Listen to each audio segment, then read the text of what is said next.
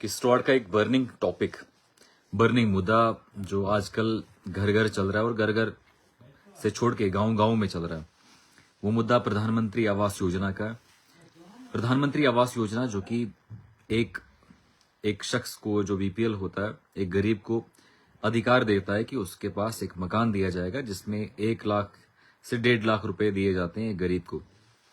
लेकिन बड़े अफसोस की बात है कि आज के टाइम पे हमारे बीडीओ साहब, वीएलडब्ल्यू साहब और जितने भी जेआरस हैं, वो इतना तकलीफ नहीं कर रहे हैं कि कोई शख्स, कोई गरीब इस टाइम पे प्रॉब्लम में है, वो फाइल पिछले 10 साल से बना रहा था। वो जो मकान था वो बेसिकली आपके लिए तो आया था, लेकिन कुछ फॉर्मेलिटीज की वजह से आपको इसमें एक्सक्लूड किया गया। लेकिन बड़ा अनफॉर्चुनेट पार्ट है, लेकिन आप भी ये सब लोग जानते होंगे कि कितने लोग, कितने जेआरएस, कितने वीएलडब्ल्यू और बीडीओ साहब कितने ब्लॉक के कितनी बार कितने चक्कर लगाते हैं गांव में देखने के लिए कि किसका फॉर्मेलिटीज, किसका काम हमने कितना देखना है। कितनी बार वो डंगू को चेक करने आए कि जो मटेरियल वाला ठेकेदार था उसने मटेरियल कितना डाला। कितनी बार ये हमारे बीडीओ साहब चेक करने आते हैं कि एक गरीब को स्किल्ड का पैसा मिला भी नहीं मिला, एक गरीब को मटेरियल मिला भी नहीं मिला। दंगे खत्म हो जाते हैं, काम खत्म हो जाता है, फाइनेंशियल ईयर खत्म हो जाता है, लेकिन उसके बाद वो लोग बीडीओ साहब से कहते हैं कि जनाब हमारा सीमेंट नहीं मिला, हमारा डंगा नहीं मिला और हमारा जो बेसिक जो रिक्वायरमेंट होता है उस डंगे के लिए वो नहीं मिला। आखिरकार एक इंसान को, एक गरीब को बोला जाता है कि तुमने डंगा नहीं दिया, तुम काम चोर हो।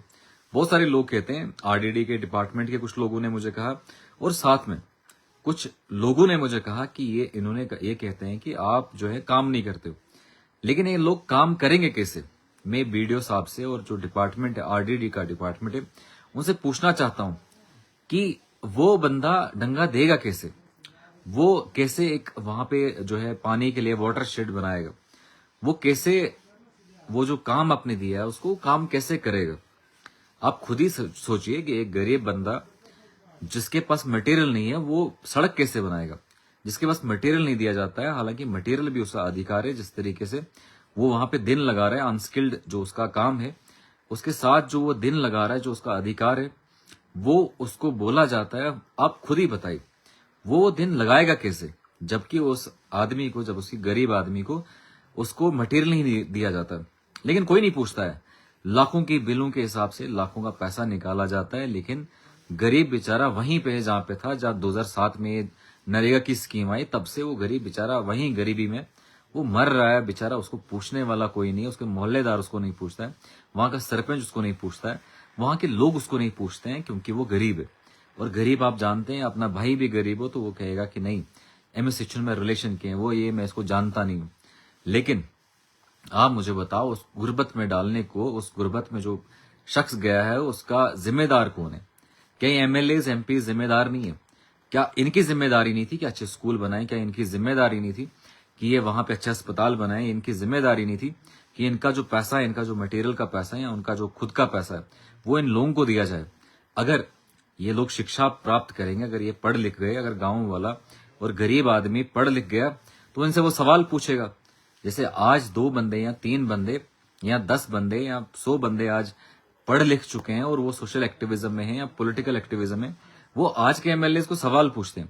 लेकिन पहले ऐसा नहीं होता। पहले आप सवाल पूछें तो पता नहीं कहां तड़ी पार या पता नहीं किस काला पानी के उस जेल में आपको सड़ना पड़ता अगर आप किसी एमएलए के खिलाफ बोलते। लेकिन आज आप मुझे बताओ, जहां पे सोशल एक्टिविज्म और जहां पे पॉलिटिकल एक्टिविज्म इस टाइम पे अरूजियां छू रहा है, जहां पे हर एक बंदा हर गली से निकल के सवाल इन एमएलए से पूछ रहा है, तो इस टाइम पे बड़ा दुश्वार हो रहा है एमएलए साहब को फोन उठाना लोगों का, क्योंकि एमएलए को काम करना मुश्किल हो रहा है।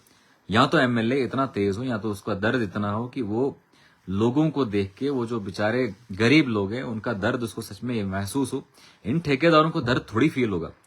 यहाँ के बड़े बड़े ठेकेदार हैं, मलबा नालियों में डालते हैं और उसके बाद क्लाउड बस्ट आके उनकी वजह से गांव गांव उड़ता है। ठाठरी का इलाका हो या रिसेंटली यहाँ छात्रू का इलाका हो, ये सारी जिम्मेदारी जो है वो जिम्मेदारी सारी एक ठेकेदार की। और ठेकेदार था कौन?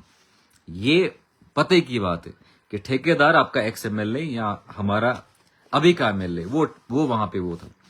अभी हमने कोंतवाड़ा से एक वीडियो देखी। कोंतवाड़ा के वीडियो कहते हैं कि प्यारे लाल जी जो एमएलए इंदरवाल हैं, उन्होंने यहाँ पे काम नहीं किया, तब हमें वादा किया जिसपे कि एमएलए साहब इंदरवाल, शायद उनका एफआईआर भी लगा था कि काम नहीं कर रहे हैं कुंतवाड़ा का। आप मुझे बताओ, सुनील शर्मा ने 2014 में कहा कुंतवाड़ा के लोगों को वादे किए, और उसमें से सबसे बड़ा वादा जो वायरल भी है, वो वादा ये था कि तो इस दिमो 30 रोड तो किसी रेट थिक, और यहाँ पे 3 रोड दूंगा। लेकिन कुंतवाड़ा के नागबटना हो या बहुत सारे एरिया जो कुंतवाड़ा के हैं, वो आज भी बिना रोड के हैं।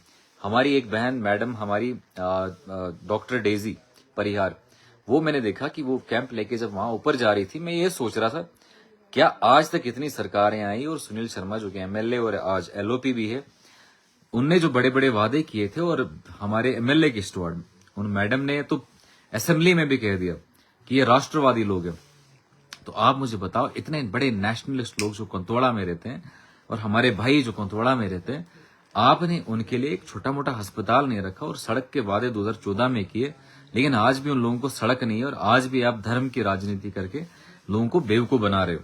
हर जगह धर्म की राजनीति कर रहे हो। आप स्कूल, अच्छा स्कूल नहीं बनाओगे, आप अच्छा अस्पताल नहीं बनाओगे, ना उस अच्छे अस्पताल के लिए आप काम करोगे, ना उस अच्छे अस्पताल की आप बात करोगे, ना ही आप अच्छा अस्पताल की वो सोचते भी हैं। क्यों? क्योंकि आपको धर्म की राजनीति करनी है। क्यों? क्योंकि आपको बस सिर्फ धर्म देखना है, और लास्ट पे जब इलेक्शन होगा उस टाइम पे लोगों को फिर बेवकूफ बनाना है, धर्म के नाम पे बेवकूफ बनाना है, किसी और चीज के नाम पे बेवकूफ बनाना है। आज के टाइम पे हमारे चुनाव वैली में एक तो धर्म की सियासत बहुत होती है, और साथ में दूसरा जो बड़ी सियासत होती है वो पैसे की सियासत होती है। लोगों को बोला जाता है कि युता इतना पैसा पकड़ो, 500 रुपए, 1000 रुपए पकड़ो, और उसके बाद ये 1000-500 रुपए पकड़ के उनसे वोट लिए जाते हैं, और वोट लेने के बाद लोगों को बेवकूफ बनाया जाता है। और हमारे एमएलए इंदरवाल स्पेशली लोगों को कितना बेवकूफ बना रहे हैं।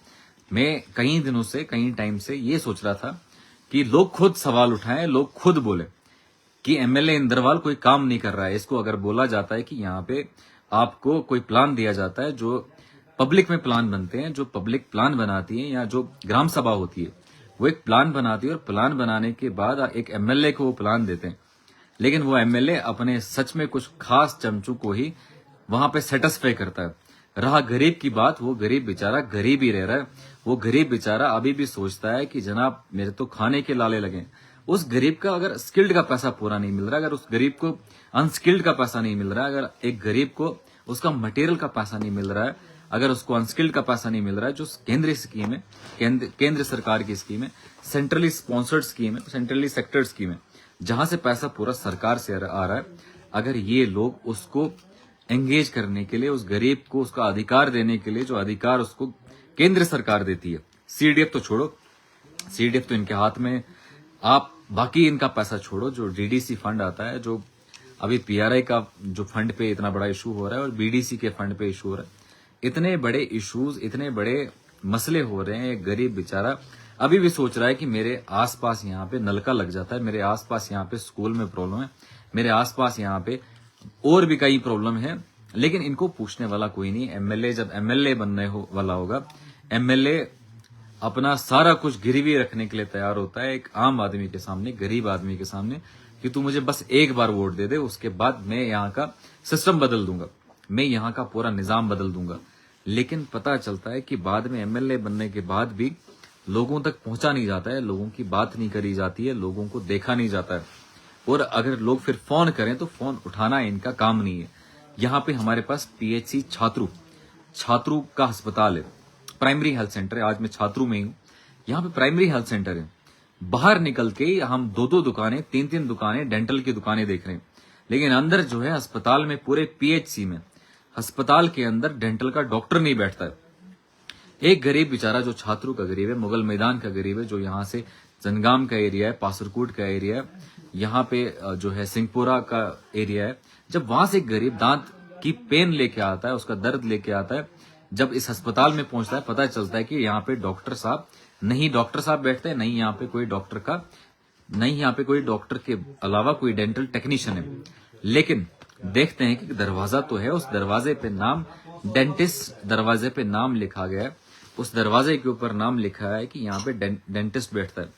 लेकिन जब पता कराया तो पता चला कि जो वहां पे बीएमओ है, वो बीएमओ खुद डेंटल डॉक्टर है, और साथ में वहां पे डेंटल स्टाफ होने के बावजूद उस कमरे को हमेशा दरवाजे पे ताला लग जाता है। ये मैं सीएमओ साहब, चीफ मेडिकल ऑफिसर साहब से गुजारिश करता हूं और ये रिक्वेस्ट करता हूं सीएमओ साहब से कि आप एक बार थोड़ा सा इसका इंक्वायरी कर लीजिए। वहां पे जो डेंटल डॉक्टर है वो डेंटल डॉक्टर, या उसके बाद क्योंकि जो बीएमओ पोस्ट होती है, जो ब्लॉक मेडिकल ऑफिसर की पोस्ट होती है, वो बेसिकली एक एडिशनल पोस्ट है। वो पोस्ट आप उसमें मिक्स मत करें कि आप बीएमओ है तो उसके बाद आपका कोई काम नहीं है। आपका काम है, जो मेन काम आपका है कि वो आप डॉक्टर हैं, उसके बाद फिर आप वहां के बीएमओ हैं, फिर उसके बाद वहां के एडमिनिस्ट्रेशन आप संभालेंगे। लेकिन बड़े अफसोस की बात है कि इसमें हमारा डिस्ट्रिक्ट एडमिनिस्ट्रेशन किश्तवाड़ हो या हमारे चीफ मेडिकल ऑफिसर किश्तवाड़ है। अभी तो सीएमओ साहब शायद नए नए अभी आए हैं, लेकिन सीएमओ साहब से गुजारिश है कि आप मेहरबानी करके ये जो यहाँ पे डेंटिस्ट वाला ब्लॉक है उसको खोलिए, क्योंकि उसकी वजह से बहुत सारे गरीब बाहर हैरास होते हैं और बाहर इतना पैसा कहां से लाएंगे और वो वहां पे देंगे। एक गांव में गरीब का सिर्फ इतना सोर्स होता है कि उसको नरेगा से काम मिलता है और उसके बाद वो काम करके, नरेगा का काम करके वो एक्सपेक्ट करता है अपने बच्चों को उसी पैसे से पढ़ाएगा, उसी पैसे से अपना इलाज करवाएगा, उसी पैसे से वो काम करेगा। लेकिन जब उस बुजुर्ग को ये पता चलता है, मैं डेली देखता हूँ अस्पतालों में जाके, जगह जगहों पे जाके, सरायों में जाके मैं देखता हूँ एक गरीब कितना मजबूर है आज के टाइम पे। वहीं जहां पे महंगाई अरूज पे है, जहां पे इस टाइम पे महंगाई के अलावा आप देखेंगे बेरोजगारी इतनी अरूज पे, काम धंधा नहीं लोगों के पास करने के लिए, वहीं पे एक आम आदमी बेचारा खुद को कहां देखता है वो आप सोच नहीं सकते। हमारे यहाँ एक गरीब आदमी बेचारा ये सोचता है कि यहाँ पे 6-7 प्रोजेक्ट है और 7 प्रोजेक्टों में कहीं ना कहीं एडजस्ट हो जाऊंगा, कहीं ना कहीं इन प्रोजेक्टों में मुझे कहीं नौकरी मिलेगी, मुझे कभी तो मौका मिलेगा कि मैं यहाँ पे कोई पैरामीटर सेट हो जाएगा, कोई क्राइटेरिया सेट हो जाएगा, उसके बाद मैं यहाँ पे मुलाजिम लगूंगा। लेकिन बड़े अफसोस की बात है जब वो देखता है कि मुलाजिम वहां पे कौन लगता है, वहां पे एक मंत्री है और एक एमएलए है, उसके नाम पे दस्तखत लगते हैं। आपने पहले बीजेपी ज्वाइन करना है, उस बीजेपी ज्वाइन करने के बाद ही आपको लाइन में लगना है, फिर जाके आपको शायद वहां पे नौकरी मिले। अगर आप बीजेपी ज्वाइन नहीं करते तो आप ये मत सोचिए कि आप उसमें नौकरी लगेंगे।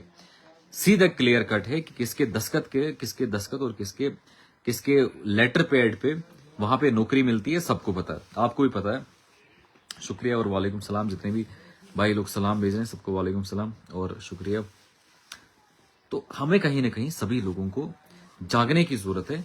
कहीं ना कहीं हमारे एरियाज में, अगर हमारे एरियाज में वीडियो नहीं आता है, हमारे एरिया में अगर VLW नहीं आता है, हमारे एरिया में अगर पटवारी नहीं आता, कोई मुलाजिम नहीं आता है, टीचर नहीं आता है, हमें गांव वालों को सबको खड़े होना पड़ेगा, वहां के खुद के लोगों को खड़े होना पड़ेगा और दिखाना पड़ेगा। आज तो सबके पास मोबाइल है, अब अपना मोबाइल खोल के जीपीएस का फोटो उठा के या वीडियो उठा के आप दिखा दीजिए पब्लिक को कि ये टीचर नहीं आता, ये डॉक्टर नहीं आता, ये स्टाफ नहीं आ रहा है, मेडिकल स्टाफ नहीं आ रहा है, यहाँ ये कोई शीप हस्बेंड्री का मुलाजिम ये नहीं आ रहा है, एग्रीकल्चर का मुलाजिम नहीं आ रहा है, तो आप खुद तो कर सकते हैं।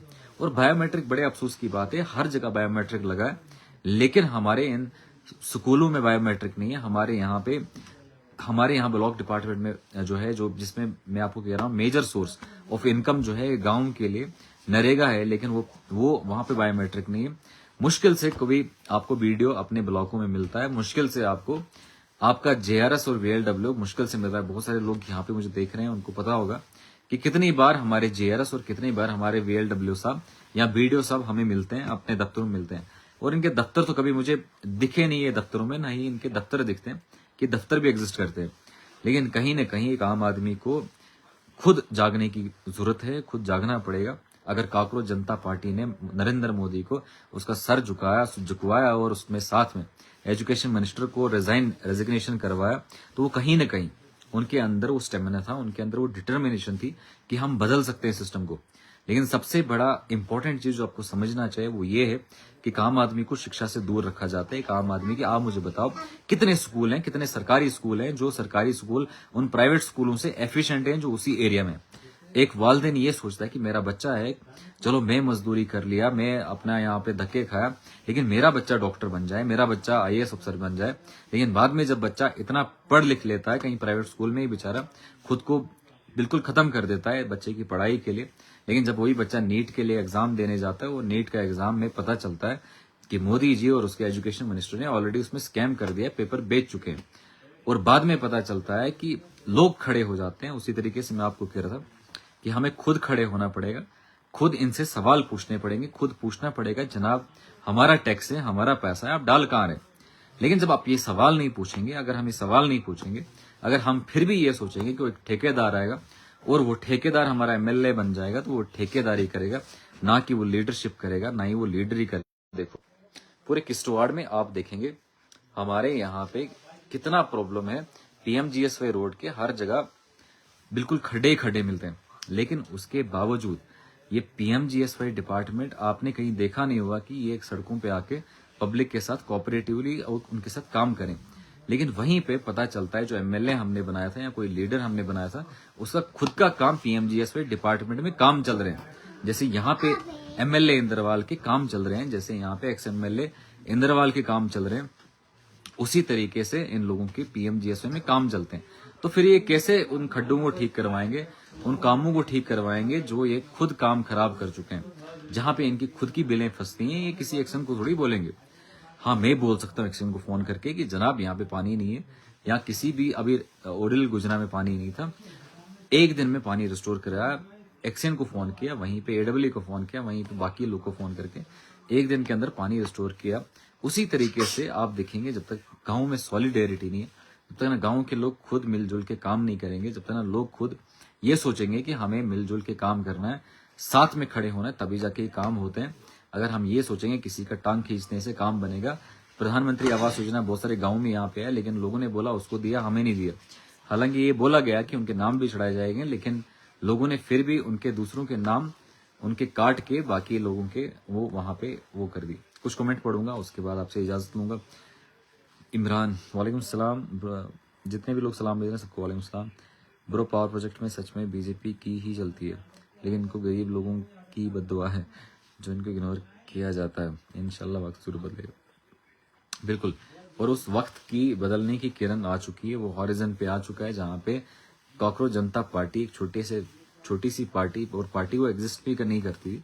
कुछ स्टूडेंट वहां पे एआईएसएफ के हों या बाकी एसएफआई के स्टूडेंट हों या बाकी पूरे हिंदुस्तान के अलग अलग एमएलएज हों, बाकी लोग हों, सभी उस जगह जुड़े और मोदी को दिखाया कि पावरफुल जो है यहाँ की जनता है, डेमोक्रेसी है, यहाँ पे लोकतंत्र है, लोकतंत्र से काम चलेगा, ना कि आपकी गुंडागर्दी से काम चलेगा। और फाइनली वो एजुकेशन मिनिस्टर को रिजाइन करना पड़ा और एजुकेशन मिनिस्टर ने रिजाइन दिया।